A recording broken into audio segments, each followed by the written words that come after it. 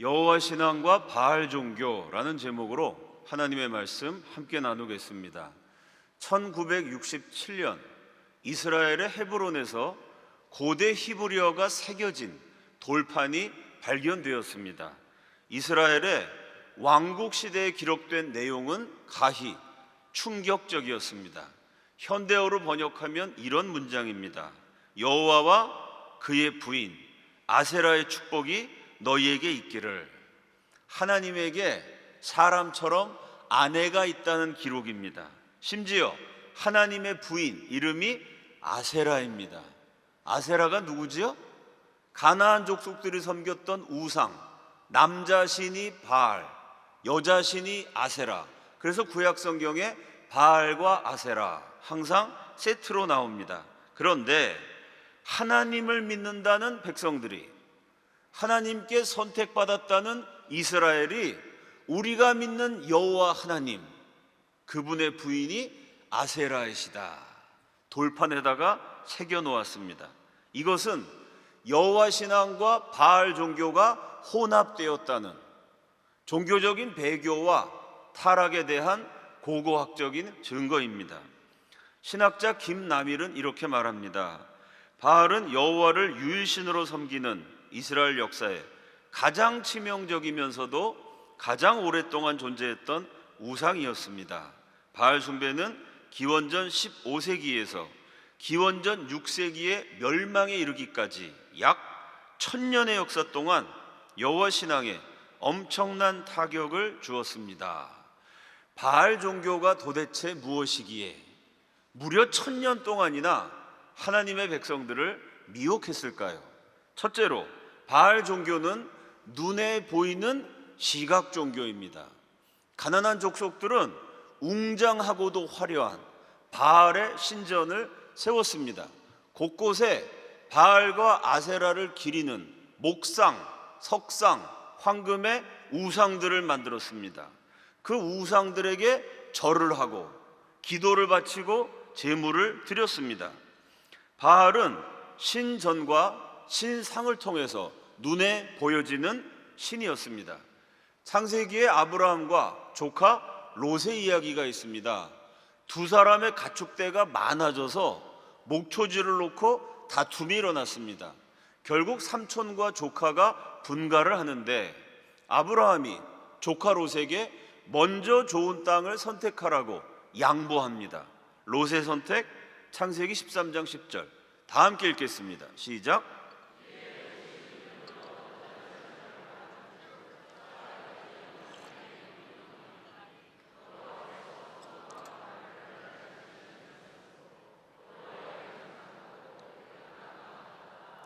무언가를 바라볼 때 손으로 눈을 들어서 보는 사람은 없습니다.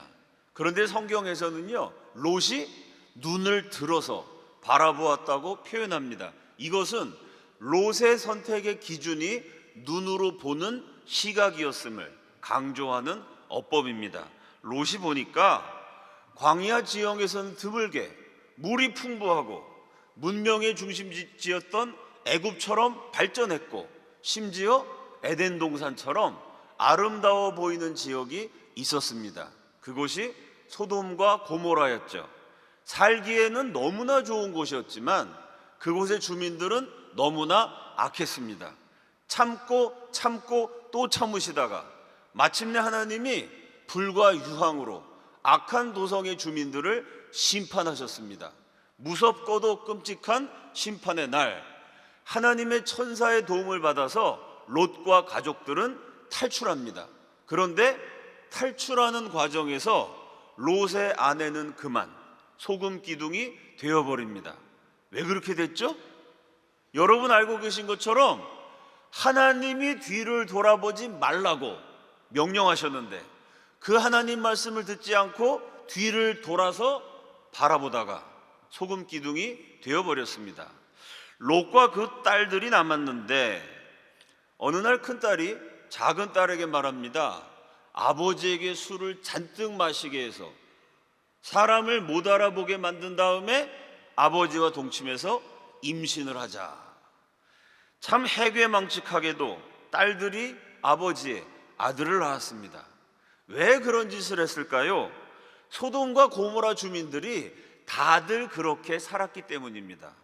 롯의 두 딸들이요, 어렸을 때부터 눈으로 본 광경이 음란이고 음행이고 동성애이고 수간이고 근친상간입니다. 다들 그렇게 사니까 어려서 소돔과 고모라에서 자라나면서 늘 눈으로 본 광경이 타락이고 음란이기에 딸들이 아버지와 동침하는 것을 전혀 이상하게 여기지 않았습니다. 요즘처럼 대한민국 학교에서요, 동성애를 이렇게 열심히 가르치면 우리 자녀들도 남자가 남자, 여자와 여자 사랑하는 건데 뭐 어때? 당연하게 생각하는 시절이 결국에는 오게 됩니다. 고고학적으로 따져보면 소돔과 고모라 주민들이 섬겼던 종교, 바알 종교였다고 추정할 수 있습니다. 그 증거가 바알의 신전입니다. 이제까지 발굴된 가장 오래된 바알의 신전, 기원전 3000년경에 세웠는데 어디에 있는가 하면 소돔과 고모라 바로 옆에 가까운 지역인 여리고에서 발굴되었습니다. 아브라함과 롯이 가나안 지역으로 들어오기 훨씬 전에 1000년이 넘는 세월 이전에 벌써 소돔과 고모라, 여리고 같은 가나안 지역에는 바알 숭배가 널리 퍼져 있었음을 고고학적으로 확인할 수 있습니다. 롯과 그의 가족들이 보여준 삶의 방식 역시 바알 스타일입니다. 거주지를 결정하는 기준, 롯은 눈에 보이는 시각대로 결정했습니다. 롯의 아내는 눈으로 돌아봤다가 소금기둥이 됐습니다. 롯의 딸들은 눈에 보이는 세상의 풍습을 따라 아버지와 동침을 했습니다. 눈에 보이는 대로 살아간 결과 모든 것을 잃어버리고 소금기둥이 되었으며 딸들이 아버지의 자식을 낳는 끔찍한 죄악을 저질렀습니다. 사랑하는 여러분, 눈을 들어서 보면 무엇이 보입니까? 하나님과 상관없이 흘러가는 세상, 하나님이 없는 것처럼 살아가는 사람들이 보입니다. 눈에 보이는 대로 살아간다는 것은 하나님과 상관없이 세상의 유행, 풍조, 가치관을 따라서 살아간다는 이야기입니다. 롯은 믿음의 조상이었던 아브라함의 조카였습니다. 아브라함이 믿는 하나님, 롯도 분명히 알았습니다. 소돔과 고모라가 멸망당할 때요, 하나님이 천사를 보내셔서 롯의 가족만 특별히 구해주셨습니다. 롯도 하나님을 알았고 하나님도 롯을 알았습니다. 요즘 말로 하면 교회도 다니고 예배도 드리고 헌금도 바치는, 다른 사람 눈에 보기에는 분명히 신자고 분명히 신앙인처럼 보였을 겁니다. 그런데 롯의 삶의 기준은 하나님의 뜻이 아니었고 바알 종교를 따라서 눈에 보이는 세상의 시각적 가치관이었습니다. 마찬가지로 오늘날 교회에도 롯과 그의 가족들이 너무나 많습니다. 교회 다니면서도 멀쩡하게 신자처럼 보이는데 눈에 보이는 세상의 가치관, 유행, 풍조를 따라서 살아가는 모습입니다. 세상이 돈에 미쳐 있으니 따라서 돈을 좋아하고 성적인 쾌락에 사람들이 탐닉을 하니 같이 음란하게 살고, 자리와 감투를 놓고 싸우니 신자인데도 똑같이 권력, 지위, 명예를 추구합니다. 세상의 물결에 휩쓸리고 사람들의 강물에 떠내려가는 삶입니다. 가짜는 떠내려가고 진짜는 거슬러 갑니다. 거꾸로 흐르는 강물을 거슬러 오르는 저 힘찬 연어들처럼 이라는 오래된 노래가 있습니다.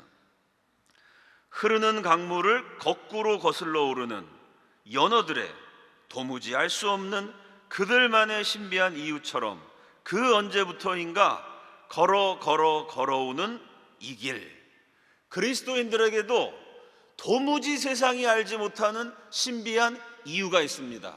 다들 비슷하게 사는데 세상과 다르게 살아가는 도무지 세상은 모르는 신비한 이유가 있습니다.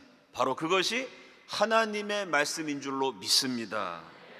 말씀을 묵상하고 말씀대로 살아가는 하루하루가 차곡차곡 쌓이고 쌓일 때 거슬러 올라가는 힘이 되고 거꾸로 살아가는 능력이 됩니다.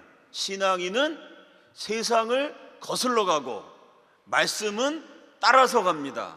세상 따라가다가 망하지 말고 사람 바라보다가 실망하지도 않으며 오직 하나님 말씀을 따라 힘차게 거슬러 걸어가시는 참된 신앙인들이 되시기를 예수 그리스도 이름으로 축원합니다.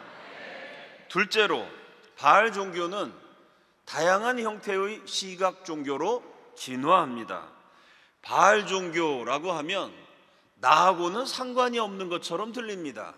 옛날 사람들이 믿었던 거, 우리 한국으로부터 멀리 떨어진 가나안 지역의 토착 종교라고 여겨집니다. 하지만 바알 종교의 본질, 보는 것, 보이는 것, 바알 스타일의 삶, 보는 것, 보이지 않는 것에 대한 집착이라고 이야기하면 나하고 상관이 있는지 없는지 생각할 거리를 던져줍니다. 보이는 외모에는 여러 가지 종류가 있습니다. 첫째는 얼굴이나 몸과 같은 신체적 외모가 있죠. 국제미용 성형외과 학회의 통계에 의하면 세계 1위의 성형 대국이 대한민국입니다. 인구 1000명당 성형수술한 사람 숫자가 8.9명입니다. 현재 전 세계 인구가 81억 1883억 명, 81억 1883만 명. 그 중에 우리나라 인구가 5150만 명, 비율은 0.63%입니다. 그런데 전 세계 미용과 성형 시장의 25%를 한국이 차지합니다.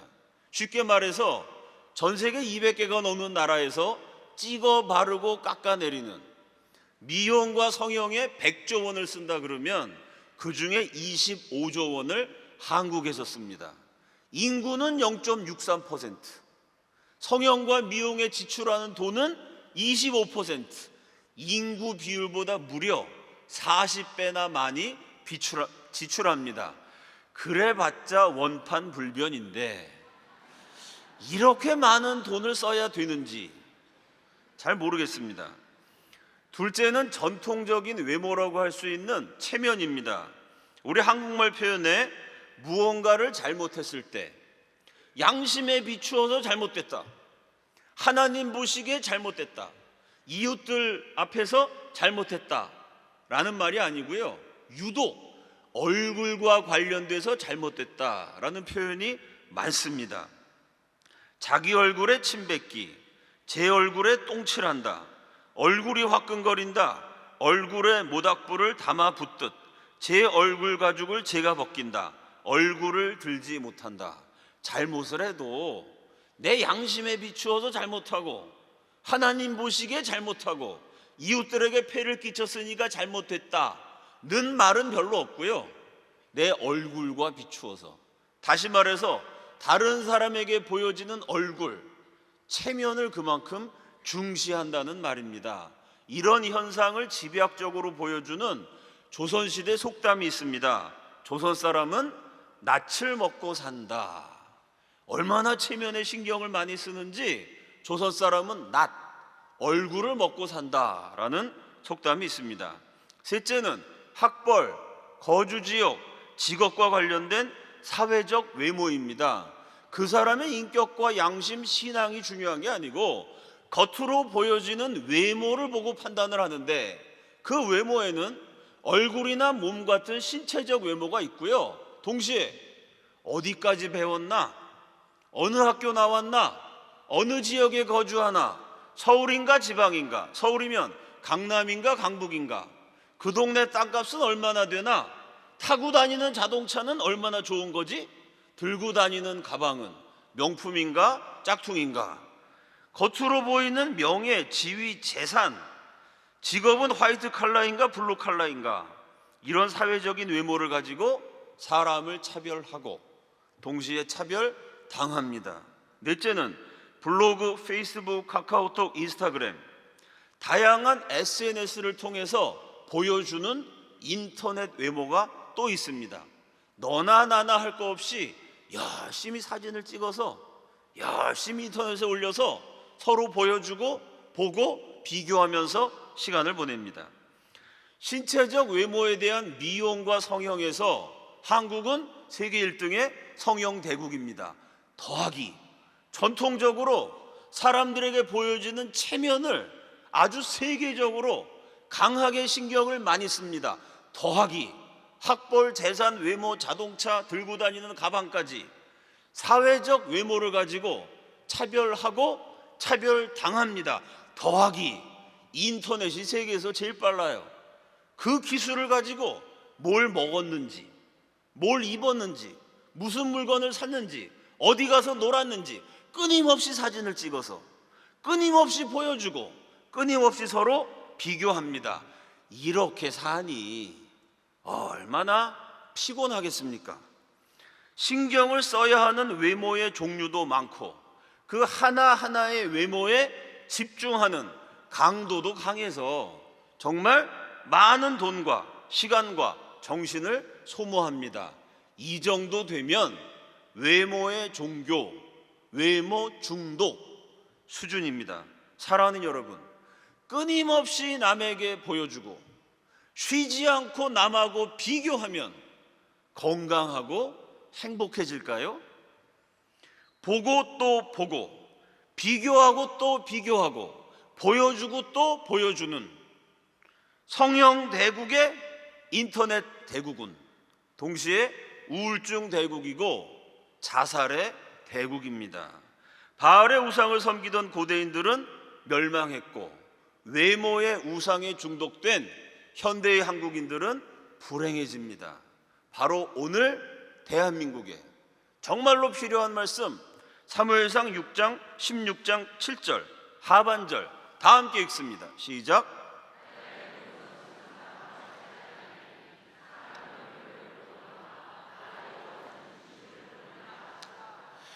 체면이니 학벌이니 외모니 이런 것에 집착하지 않고 남하고 비교하지만 않아도 무슨 일이 됐든지 간에 나도 비교하지 않고 자식들도 비교하지 않고 부모도 비교하지 않고 집안도 비교하지 않고 남편과 아내도 비교하지 않고 좌우지간 무엇이 됐든지 간에 비교만 하지 않고 체면과 외모 이따위에 신경만 쓰지 않아도요 인생이 얼마나 편안해지는지 모릅니다.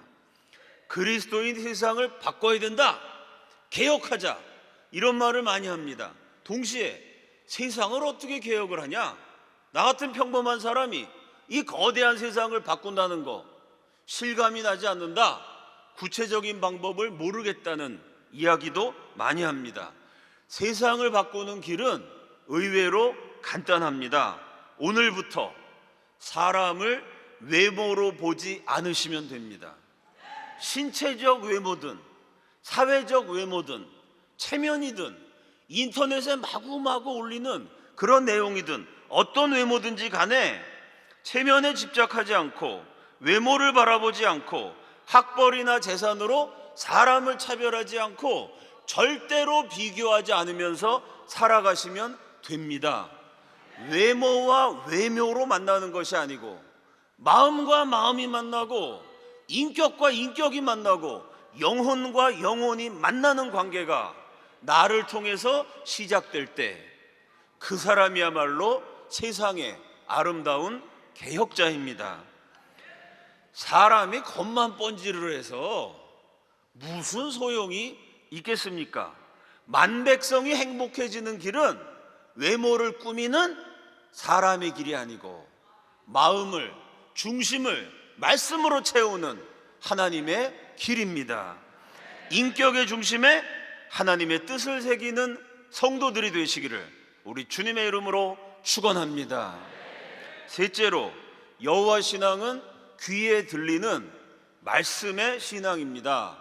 구약 성경의 수많은 율법 가운데 가장 중요한 율법 10개의 계명, 10계명 가운데 두 번째, 출애굽기 20장 4절과 5절 상반절 다 함께 읽겠습니다. 시작.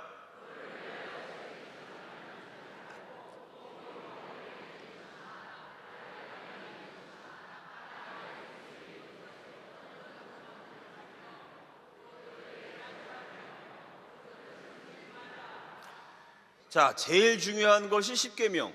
이스라엘의 10계명 다음으로 소중히 여기는 명령이 쉐마입니다.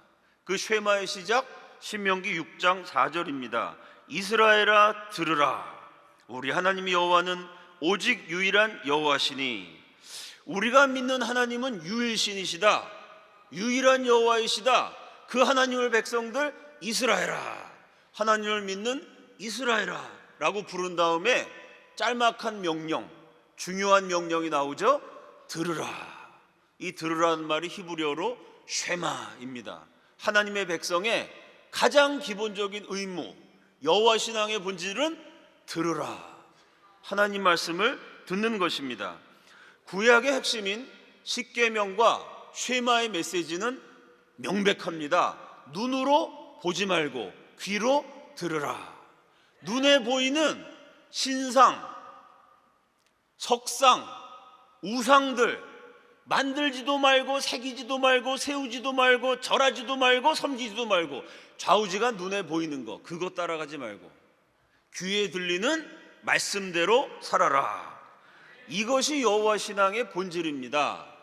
바알 종교가 눈에 보이는 시각 종교라면 여호와 신앙은 귀에 들리는 청각 종교입니다. 이번에는 신약을 보겠습니다. 로마서 10장 17절 다 함께 읽습니다. 시작.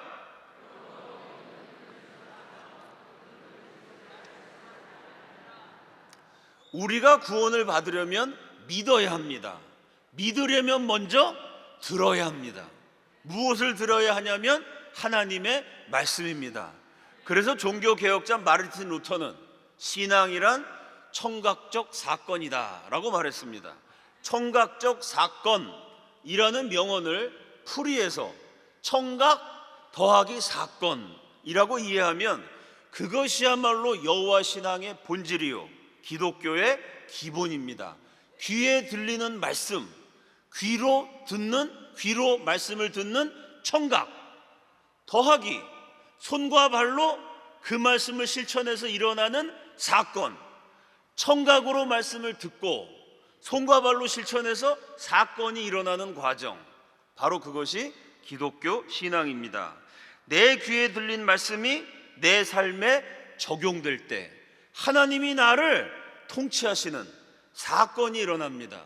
내가 말씀을 실천하고 나를 통해서 말씀이 실현될 때 하나님이 나에게 역사하시는 사건이 일어납니다. 하나님이 나에게 역사하시는 사건, 하나님이 나에게 무언가를 행하실 때 그때의 인간 경험을 보통 은혜를 받았다, 은혜가 된다 라고 말합니다. 하나님이 역사하시니까, 하나님이 일하시니까, 하나님이 나에게 무언가를 행하시니까 당연히 은혜를 받고 은혜가 되겠지요. 그런데 헬라어로 이 은혜라는 단어의 중요한 의미, 은혜라는 말에는요 하나님이 부어주시는 은혜, 이게 제일 중요한 뜻인데 두 번째 뜻이 무슨 의미가 있냐면 아름다워진다, 매력적이 된다, 매혹적이다, 그런 뜻이 있습니다. 하나님께 은혜를 받으면 그 결과로 그 인생이 아름다워진다, 이런 뜻입니다. 하나님께 매혹된 사람, 하나님과 늘 가까이서 교제하는 사람, 하나님의 은혜로 영혼을 듬뿍 채운 사람에게는 영적인 매력이 있고 거룩한 아름다움이 있습니다. 신학교에서 저를 가르치셨던 스승이 이런 말씀을 하셨습니다. 밑바닥 인생들을 돌보셨던 테레사 수녀의 그 늙고 지치고 주름진 얼굴이 성형수술한 미스코리아 얼굴보다 더 아름답다. 세상의 기준으로는 이해하기가 어렵습니다. 세상의 미스코리아 선정 기준을 딱 들이대면 테레사 수녀님이 참 본선에 진출하기는 쉽지 않으실 것 같습니다.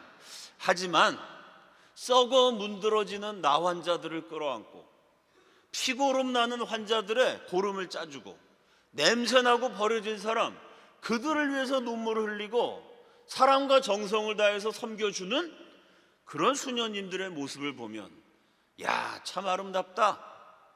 인간이 이렇게 아름다운 존재로구나. 마음 깊은 곳에서 감동이 느껴집니다. 마찬가지로 그렇게 널리 알려진 유명한 위인이 아니어도요, 우리 주변에 늘 말씀 묵상하고 열심히 기도하고 가난하고 어렵고 힘든 사람 찾아가서 섬겨주고 도와주는 그런 착한 마음씨를 가진 진정한 신앙인들을 보면요, 특출난 미남과 미녀가 아니어도 어딘가 은은하게 풍겨나는 향기와 같은 아름다움과 매력이 있습니다. 그런 아름다움은 외모가 아니라 중심에서부터 뿜어져 나옵니다. 그야말로 영혼의 미학입니다. 가을을 맞이하면서 천상병 시인의 귀천, 하늘로 돌아간다 라는 시를 함께 음미하고 싶습니다. 나 하늘로 돌아가리라. 새벽빛 와 닿으면 쓰러지는 이슬 더불어 손을 잡고 나 하늘로 돌아가리라. 노을빛 함께 단 둘이서 기슭에서 놀다가 구름 손짓하면은 나 하늘로 돌아가리라. 아름다운 이 세상 소풍 끝내는 날 가서 아름다웠다고 말하리라. 나그네로 사는 세상에서 모든 아름다운 것들은 지나가고 사라집니다. 꽃은 피었다가 지고 소녀의 예쁜 얼굴에도 세월의 흔적, 주름이 집니다. 사라지지 않는 아름다움이라면 시인이 노래한 것처럼 하늘로 돌아갈 수 있어야 합니다. 사는 날들의 어여쁨에만 그치는 것이 아니고 떠나는 날의 아름다움이어야만 합니다. 귀를 열어서 하늘의 말씀을 담을 때 아름답게 살아갈 수 있고 아름답게 떠나갈 수 있습니다. 예수를 믿어서 구원받는 아름다움이고 이 세상에 그치는 것이 아니고 영원한 세상에 가서 닿을 수 있는 하늘에 잇대어져 있을 수 있는 아름다움입니다. 인생의 마지막 날에 말씀대로 살아온 나의 여정이 아름다웠다고 한마디를 남길 수 있는 저와 여러분이기를 예수 그리스도 이름으로 축원합니다. 다 함께 기도하겠습니다. 첫째로 성령 충만하여 말씀을 실천하는 아름다운 생애, 아름다운 인생, 아름다운 나날이 되게 하여 주시옵소서. 둘째로 개인과 가정의 기도 제목을 위하여 주여 한번 외치시고 다 함께 통성으로 기도합니다. 주여.